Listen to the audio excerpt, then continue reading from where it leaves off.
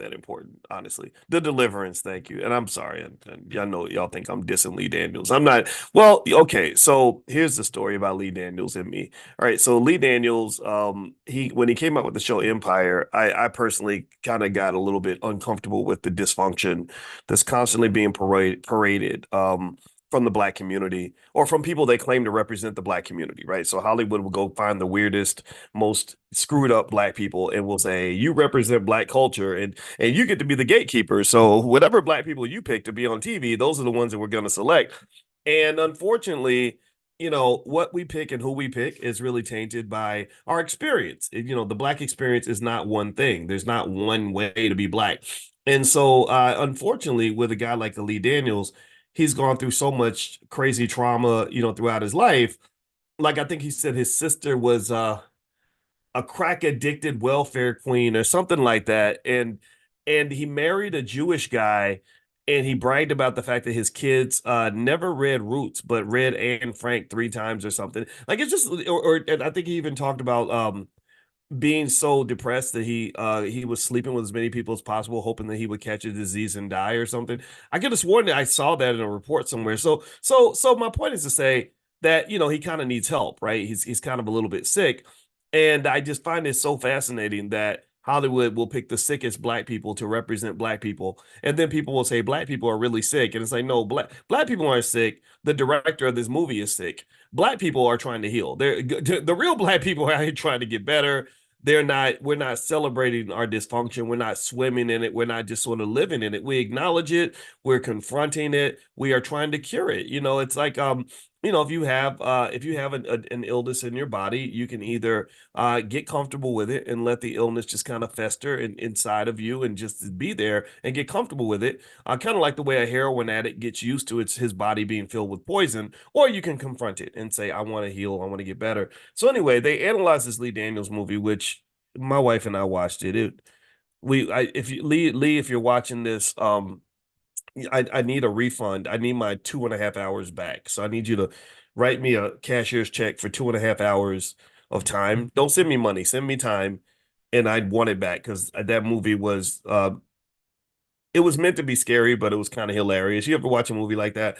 And it just kind of filled with all these really chaotic dysfunctions that reminded me of the movie Precious. Like if you ever saw the movie Precious, if you ever want to be really depressed one day, go watch Precious. Precious will make you want to go jump off a building and slit your throat on the way down to the river. Like it was, and again, my heart goes out to people that go through these things, and I understand completely. And it's not that this is not a black experience, but there's something about people that really like to see black people suffer on film. They like to really like the way even if you go back to Boys in the Hood, which I actually like that movie, but it was kind of interesting. There were some people who pointed out how all the black hood movies ended with whoever had the most potential, that was the one who got shot at the end of the movie, right?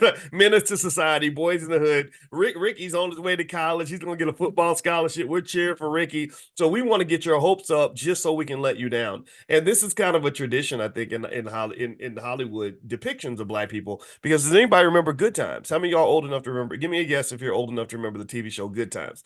Good times anytime you need a payment, right? What I love that show. It was a great show.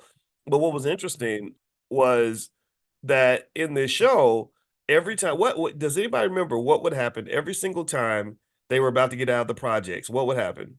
What would always happen? James would come home and say, "Baby, I got the job," and it would be like a job at a car wash or something, but it would be enough for him to get out of the projects. What would always happen at the end of the show?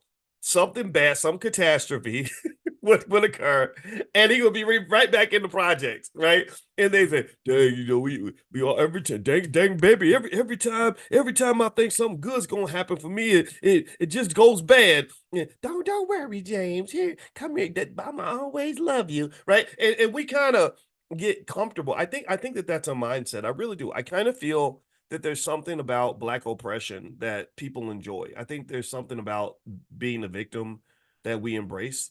We there are people that are very proud of their victimhood. There are people that are very proud to be suffering and struggling. And if y'all remember when the Cosby Show came out, and they were like, no, well, here's a black family that isn't suffering and struggling. Here's a black family that isn't beating each other up, raping each other, creating all kinds of chaos and dysfunction. Here's a black family that actually stuck together and wants to do better for themselves. Remember what did people say about the Cosby Show? Anybody remember that? What the first reaction was? What did they say about the Cosby Show? Somebody type in the chat. I'm looking for the answer that's going to match. It's too unrealistic. It's unrealistic. They're like, oh, that's not realistic. Black people don't live like that. It's like, what? So you mean black people can't be happy? We're not supposed to be happy? Okay. So speaking of culture, though, one thing that's interesting too, and I wanted to address this since we're doing our financial consciousness training. I want to take it back to the economics. And it's actually this is actually connected to the economics, by the way. There is a false belief that poverty and pain and struggle in dysfunction and economic chaos is just part of the black experience. You understand what I'm saying? Like I want to make this clear. So in case you're wondering, sometimes people wonder, like, why are you talking about good times? You're supposed to be talking about economics. Well, good times is economics. Good times would not be good times if they wasn't living in the projects. You understand? The Cosby Show was about economics. It was economically upwardly mobile black people who, unfortunately, their flaw might be considered to be, a little bit more of a commitment to integrationism, which we know has not worked for black people. Don't get me wrong; it's not like they were doing a bunch of sellout stuff. They did a lot of things to celebrate HBCUs, and you would see Dr. Poussaint would put the black art in the background. So they all represented a type of black experience. But the one challenge though is that there is an extension. There is a Cosby Show after the Cosby Show, meaning that there is another type of black experience, which is, we're strong, black, proud, healthy, and functional, and we also are not sitting around hoping that white people will validate us, right? So even though I may not be a doctor or lawyer, I run an auto body shop and I'm an entrepreneur and I'm independent and free. Even though I may not be an attorney like Claire Huxtable, in working at a big white law firm, I am a homemaker and I take care of my kids. We educate our kids at home, or maybe I'm a mom who's running a beauty supply shop and I made $1.2 million last year, right? And even though our kids didn't get to go to NYU or didn't choose to go to NYU, they were educated at a level where they're incorporated into the family business, and we are forming an economic independent entity that is prospering beyond the limits of whatever glass ceiling white people have put into our lives. Do you understand? Even the educated black people hit the glass ceiling. You hit that point where you feel financial anxiety because you're worried about losing that job. You are worried about what white people think about you. You're being unfairly judged, by even hanging out with someone like me. Or if you walk down the hallway and you say, I heard a Farrakhan speech and I really enjoyed it, they suddenly want to call you anti-Semitic and attack you and all these other things, which is a bunch of nonsense. You and I both know that we could love Farrakhan and disagree with him sometimes, that's all okay. There's nuances to this, right? So I think that even beyond the Cosby Show, there's sort of another level that I want you to really consider, and that level is economic sovereignty. Even if you are doing well in society as a black person, in many cases you don't have economic sovereignty, especially if somebody can pull the rug right out from underneath you. Just ask all the high paid government employees that live in Prince George's County. Just ask a lot of black people that have been executives with major companies where suddenly they decided to let them go, and they didn't have a plan B. Just ask the black folks that graduated from Harvard, Yale, and Stanford, who for whatever reason are still angry. They don't know why they're mad, but they're just kind of mad, because they feel like they have to constantly cater to the white boys or whatever it is, right? And so ownership is really, to me, the holy grail of economics. But then also ownership gives you that pathway to all the things that money cannot buy, which is the ability to create a culture in your house, a culture that is healthy and functional, a culture with stable families, a culture where mental health is a priority. It is about being intentional. If you're intentional about the mental health in your household, then you're going to have mental health in your household. If you are intentional about the physical health in your household, then you're going to have physical health. If you're intentional about the economic health, then guess what happens? You know what I'm talking about. Okay, you could, et cetera, et cetera, et cetera. If I'm intentional about getting along with my wife, then guess what? I'm going to get along with my wife. Right. So being intentional is very different from being coincidental. Coincidental means that I'm going to be a product of my environment. Do you understand? A coincidental is that my environment shaped me, made me into who I am, and I cannot help that, right? Coincidental means that I'm a function of whatever public school white folks put me into, or I'm a function of whatever my parents did to me, or I'm going to react to whatever my community, people in my particular community have done to me, right? But intentional means that I'm not a product of my environment, Intentional means my environment is a product of me. Do you understand? Do you get what I'm saying? In our household, I can tell you in our house, there's nothing in the environment in our house that is a product of something outside of this house. Our environment in this house is a product of two people, me and my wife. That's it. In my house, there's black stuff everywhere because I decided that that's how it's going to be. In my house, there is a healthy relationship between me and the children because I've done the work to get to know them, to work with, to figure out the best way to be the best parent I know how to be. In our house, my wife, who is a therapist, is constantly figuring out how to negotiate the environment so that we can have healthy relationships and good mental health. Do you understand? So your space should be a product of you. That's what I'm saying. Especially, let's start with, if you start with the men, I told you, man is short for manifest. A manhood to me means you create that environment, just like a football team. A football team manifests touchdowns. They manifest Super Bowls. They manifest championships. Nobody gives you a championship. It doesn't happen by accident. You don't slip and fall and throw the ball 80 yards down the field. That doesn't happen by coincidence. It happens with intentionality. And the same thing is true with women, right? With women, same thing is true, right? So ultimately, intentionality, I think, is critical for the Black experience for you to really kind of be whatever kind of Black person you want to be, And so, anyway, one thing I wanted to mention too that I thought was interesting. Actually, before I move on, believe it or not, Diddy was on my brain, and I thought that would be a great economic consciousness conversation. So, forgive me for I'd have to talk about this. But before I do that, I want to mention. I'm going to do that. I told you all that the retirement crisis in America is already here. It's not coming. It's already here. It's going to get worse. Social Security is going to drop retirement benefits by about 25% in about 10 or 12 years. So we are canaries in the mine. We are intentional about preparing for these things. So I'm going to do a retirement training that I call Retire Rich and Early. So it's for anybody of any age that wants to retire early, or maybe you're going to retire soon and you want to understand retirement planning. So I'm going to do a full training on that on Monday night at 8 o'clock. And it's free for anybody that wants to join our retirement training program that we have in the Dr. Boyce Academy. So if you want to get a link to possibly join that, make sure you're on the text list. If you're not on the text list, text the word morning to the number 87948. If you text morning to 87948, I will send it to you. And that's something for you to take a look at. Also, last night we did an informational session for the All Black National Convention. That's going to be October 25th to the 27th. And that's where B1 people get together and Black First people get together and we solve our problems. We work on our issues. We do our thing, right? Every now and then there might be a white person in the building, but it's fine because we're not anti-white. We're not anti-anybody. I don't think you have to hate white people in order to love Black people. Give me a yes if you agree that we can love each other and not be worried about what other people are doing. All right. So anyway, with that said, let me kind of bring up this thing I noticed about Diddy, and I'm going to tell you why I think this is interesting. So I saw a report this morning. My wife hit me up. She said, "Yeah, do you know that there's a report that Diddy is in jail and he's not eating, that he's allegedly just, really hungry and not choosing to eat the jail food," which kind of makes sense, right? It's kind of hard to go from, the luxurious high wealth lifestyle to being, a prison inmate or locked up in that particular jail in Brooklyn. And I kind of made I ain't gonna lie, I made a stupid joke. I said, it would be crazy if he was in the same jail as R. Kelly. Like the prison talent shows would be lit. That would be really interesting to watch. But anyway, I don't wish that on anybody.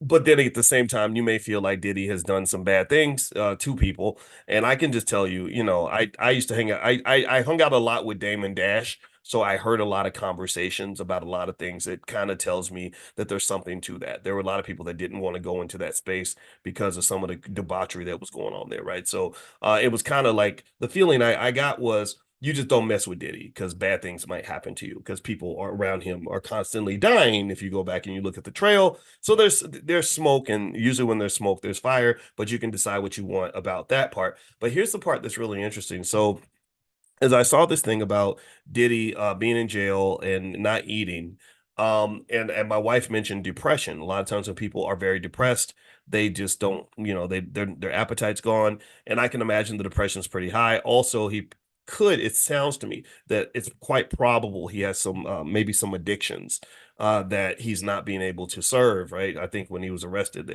I saw something where he had some drugs with him when he got arrested, and there was a lot of conversation about drugs being involved in some of these crazy parties.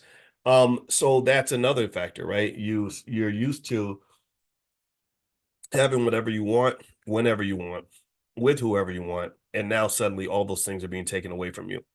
So this is probably quite a bit of a shock.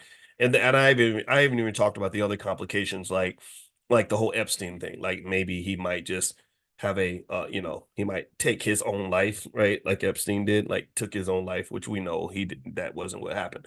But anyway, here's something else I wanted to mention in terms of how it relates to the Black community. Incarceration itself is an economic phenomenon that really hasn't been sort of discussed and addressed in terms of how it's impacted the Black community. We haven't really talked about the trillions of dollars in Black wealth that has been zapped through incarceration. Now we can start with Diddy, but I want to really want to make it about our families because I don't really care a whole lot about celebrities, but it is an interesting talking point. And so with Diddy, the the idea of being of facing federal charges is going to deplete a big chunk of his wealth. By taking on the feds, you're taking on the biggest, most powerful, most well-financed law firm in the entire world. So that one thing that they'd love to do is, even if you're not necessarily guilty, they'd want to drain your resources. They want you to spend $100 million defending yourself, and then they say, "Oh, sorry, we didn't find anything. Good luck with your life," right? So so that's one component of it, right? So the economic loss to his family has been tremendous. He can't do business partnerships. Whatever money he had in reserves is pretty much going to be drained and zapped, and everything. His generational wealth is in jeopardy unless maybe something happens and he does pass away at some point and his children are able to work with estate planners and pull something from his estate because there are significant assets there. I mean, if you have the catalog of the notorious BIG, that right there has got to be worth an insane amount of money. In fact, what's interesting is that when Michael Jackson died, that was when his finances actually got better. When Michael Jackson was alive, his finances were strained because Michael spent so much money. Does anybody remember when Michael went to that store in Vegas and the store had a bunch of stuff that was at least five or $10,000, up to two or 300,000, and he was walking through the store. He was like, "I want one of those. Give me that. Give me that. Give me that. Give me that. Give me that." And I was sitting there thinking, what's he gonna do with all this stuff? Like, where's he going to put all this stuff? Does he have enough space in his house? And why, and that to me was indicative of some type of maybe shopping addiction or something. And that numbness that can come with being a celebrity where money is not an object and you just have so much of it.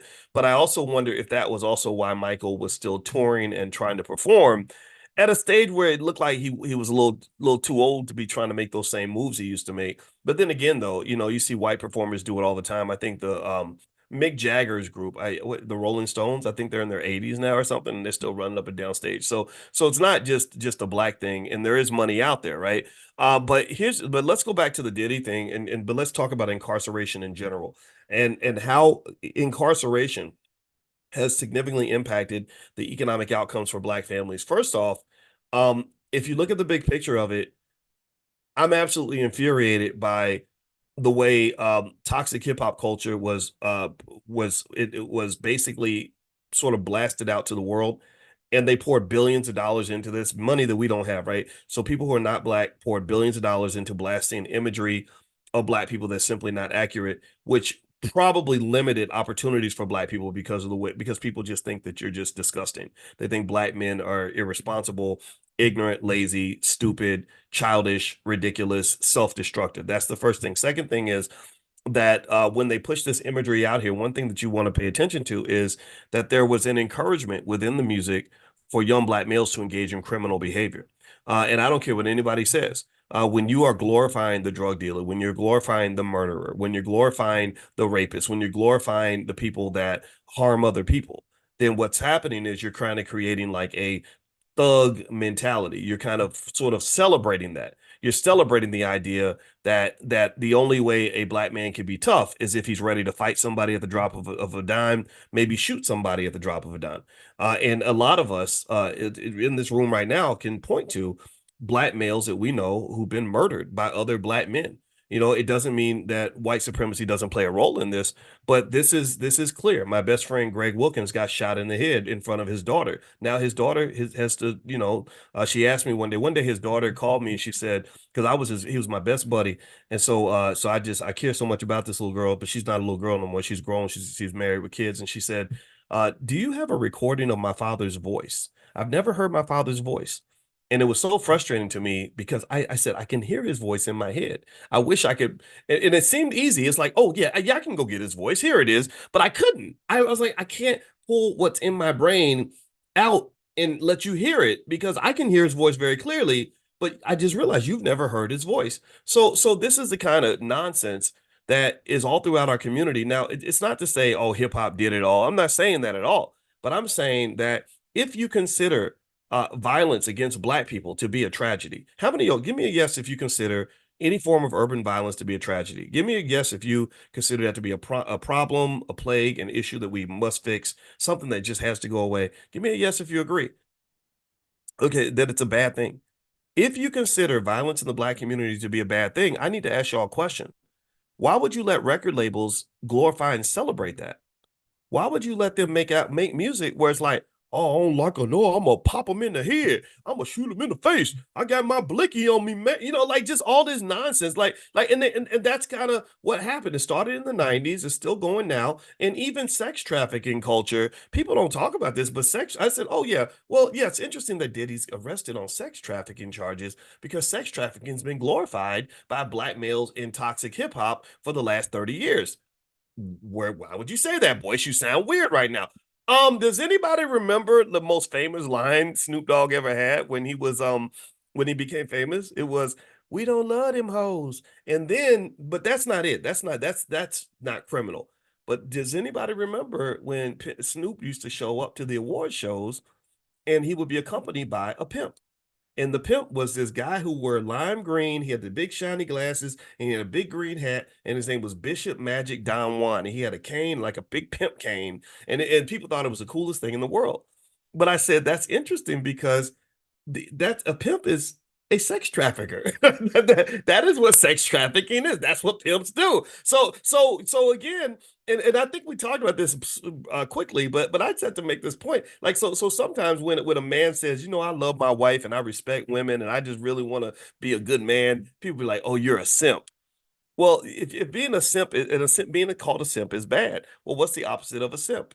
The opposite of a simp is a pimp, right? So if you are a pimp, that's good. I don't know what you heard about me, but I'm a other uckin' pimp. Anybody know that song? Anybody know hip hop? Anybody remember that? 50 Cent, right? So you've been glorifying sex trafficking culture for a long time. And just so you know, in case you're wondering if I've run out of analogies, that I got 10 more I could do. I'm just not here to talk about that, but I'm here to really talk about culture. So you have music that for a very long time, and it really actually started with black exploitation films in the 70s, which then pushed up to the 90s and now. But if you want to talk about culture, so here we've been celebrating sex trafficking for a long time. Not all of us, some of us. We've also been sort of celebrating homicide for a long time, and in general, just sort of celebrating criminal activity, just criminal activity. I promise you, there's an economic point here. I promise you, just stay with me. All right, and so to kind of culminate, just to let you know how recent this is in my head, I heard Kesha Cole, I believe, who said something interesting today, where she said, um, I'd like to be able to tell. I want to have a man where I can easily tell people my husband will kick your ass, and I want to say it with confidence.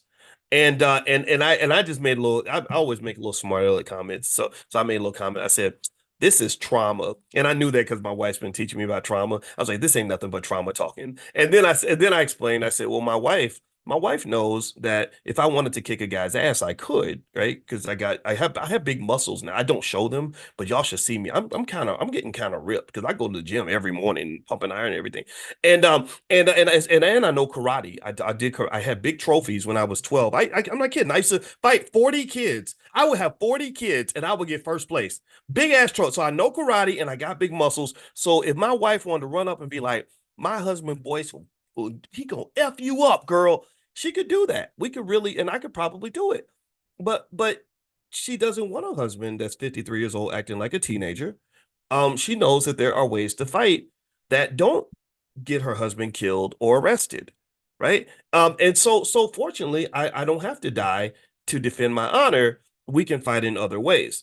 And my point is to say the reason I brought this up, the reason this made me think about this is because something in the culture is sort of built around convincing black males, pay attention, to do things that are going to ruin his life and ruin the lives of the people around him. Because I can tell you, if you want to talk about, if you ever want to really destroy your economic potential, really destroy your life, but let's talk about the economics, just that part alone. Oh, keep going to jail. Keep going to jail. I don't know any people who are in and out of jail who are able to easily prosper financially. I just don't. I don't know a lot of men who are and pay attention. This is what's encouraged in the music. I don't know any men who are sexually irresponsible, who sleep with anything that moves, who are not getting hammered by child support payments because you have all those kids that's going to cost you some money. I don't know any men who have been persuaded to dabble in drugs because you got songs where they market drug use, they market the drug dealer as a person to look up to. Rick Ross built his whole career around being this fake boss or something, right? He named himself after a famous drug dealer, Freeway Ricky Ross, who happens to be a friend of me and my wife's, and who actually sued him, because he said, I'm not proud of what I did to my community, but you're taking the trauma that I gave to the black community and you've turned it into some sort of brand for toxic, ignorant people to embrace and to think that this is something to be glorified when they have forgotten, apparently, how horrible it is to grow up with a drug addicted mother or drug addicted father or whatever, or the dangers of what we felt, what many of us felt growing up in the 80s and the crack era. The crack era was nothing to play with. Okay. And so really, if you want to talk about just kind of the economics of it all, there's really an economic underbelly of financial toxicity that occurs that is connected to incarceration that nobody analyzes, nobody talks about. And to make it more explicit, let me just kind of lay out some examples so we can just kind of have a framework to understand what going in and out of jail will do to your economics. Number one, you have a loss of income. When you are locked up, you cannot work. You will be working for the state. They will be paying you $5 a day to do a $30 an hour job. Number two, legal fees. The government will literally go into your bank account, pee all over it, and then burn every penny inside of it as they prosecute you. And because you're defending yourself, this is why false accusations against black men are something for which we deserve trillions in reparations. Number three, loss of employment and career opportunities. If you are locked up, you're gonna lose your job. Your employer is not gonna keep you on the job while you're in jail because you can't work from jail. Housing instability, incarceration can result in the loss of housing through eviction, or if you don't pay your rent or pay your bills, they're gonna put you out of your house. And then even worse, when you become a felon, how many of y'all know how hard it is to get housing when you're a felon? Does anybody know that? I mean, I could go into that part. I mean, there's a long list of economic challenges that you have after you get out of jail. So you ain't never free. Once you get locked up, you ain't never free. Once you get locked up, you ain't never free. You're not, if you got a cousin or a brother or a sibling or a friend who went to prison, I got people in my family that went to prison. Tell them right now, tell them Dr. Boyce said, go take a class on how to start your own business because that's the only way you're gonna have a chance to make some money in this world. And if I'm you, I would do as much as I could to not tell people about the record that you have. It sucks. I'd hate to say it like that, but I don't think honesty ends up working in that situation because most employers are gonna say, "I'm sorry, we can't hire you," and the ones that are happy to have you are the ones that are gonna basically pay you like a disabled Mexican or something. Like they're gonna, no disrespect to the Mexicans, but they're really gonna pay you like you're an illegal immigrant for the most part. They're gonna pay you $2 an hour and you better not complain, or they're gonna tell the police, oh, whatever, right? So they should, all these men, all these women should be learning how to start their own businesses. That is the only pathway to economic success. But given that a white man with a criminal record can get more opportunities for jobs than a black man without a criminal record, I think this is one of the reasons why I hope you can agree with me that I believe every black boy in America should by default be taught how to have his own business. I just believe that. I don't think that this society is really built to give us opportunities. As a black man, I never woke up thinking I could become Kamala Harris.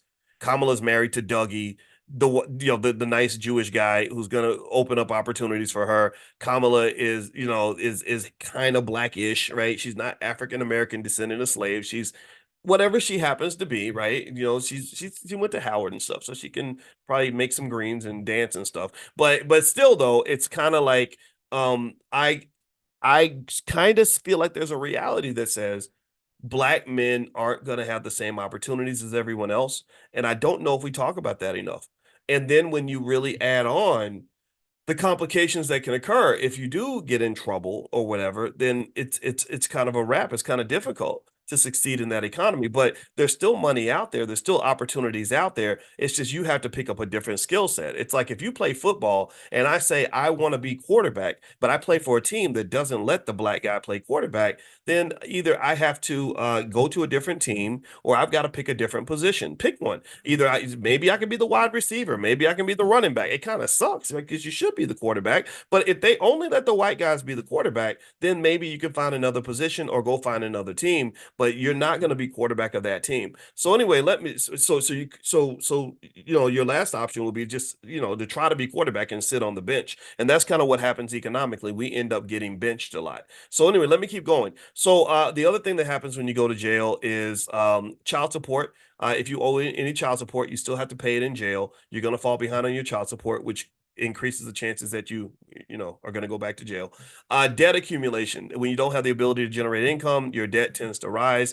There's a cost of communication and visitation. There's billions of dollars being made through prison phone calls and prison emails. I think they charge you per email and stuff in some of these facilities. It's kind of crazy. There's a whole $1 trillion industry on private prisons and all that. And the whole conspiracy theory, which I don't think is outlandish, to be honest with you, is that they were like, well, how do we get people in these prisons? Oh, these black men, they're all influenced by these dumbass rappers. So let's get the rappers to rap about engaging in criminal behavior. Like, I'm gonna roll up and do this drive by. I'm gonna smoke something, drink something, go kill somebody, go do something stupid. And then guess what? You have a 17-year-old that becomes food for the system because teenagers are stupid and without good mentorship, they're not going to make good choices. So you're not getting the wiser OG type guy. You're really getting the young guys that don't really know the consequences of their choice. I mean, I want you to really process for a minute. I want you to think about how many tens of thousands, if not hundreds of thousands, if not millions of young black males are sitting in a prison cell